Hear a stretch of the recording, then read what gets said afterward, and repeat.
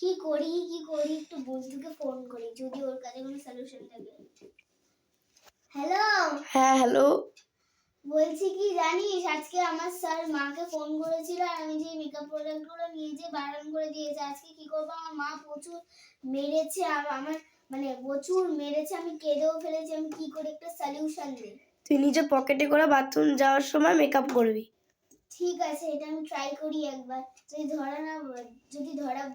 ধরা পড়ে যায় তাহলে আমাকে কিছু একটা করতে হবে। যদি ধরা না পড়ে যায় কিছু কিছু একটা করতেই হবে। ঠিক আছে, রাখছি।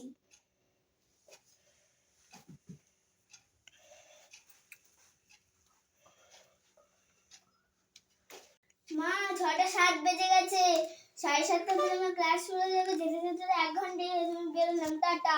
আজকে আমি মেকআপ প্রোডাক্ট নিয়ে আসবো, সত্যি। আমি গেলাম, আর দেখবো না।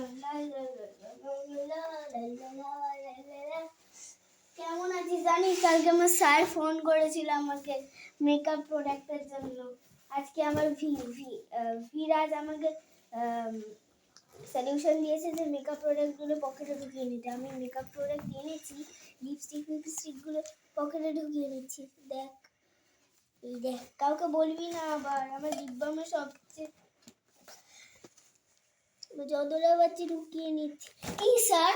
না না, আমি কিচ্ছু আনিনি। না, আমি এমনি পকেটে চেক করছিলাম, কিছু রয়ে যায়নি তো। ঠিক আছে, এক্ষুনি ধরে নিচ্ছি, একটু হলেই ধরে নিচ্ছি। আর তো কিছু নেই। লিপস্টিকটা ঢুকিয়ে নিই। সেন্ট কোথায় ঢোকাই? এই পকেটে ঢুকিয়ে নিই সেন্টটাকে। স্যার, আমি একটু ওয়াশরুম থেকে আসি। হ্যাঁ, বিরাজের সলিউশনটা একটু কাজ করে নিচ্ছে, আমি একটু মেকআপ করে নিই।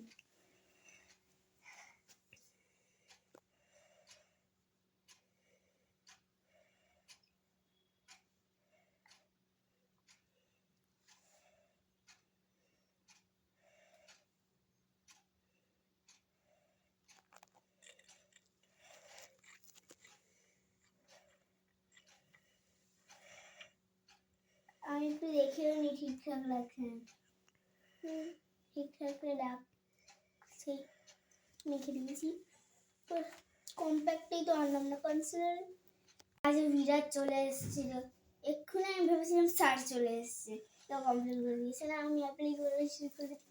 হ্যাঁ, আমার তোর মিশনটা সাকসেসফুল হয়ে গেছে। কি আর বলি, আমার যা অবস্থা। যে আমি টিউশনের দিনে আরো পকেটে নিয়ে মা লিপ বাম তো পড়তে ভুলে গেলাম। লিপ বাম পরে নি।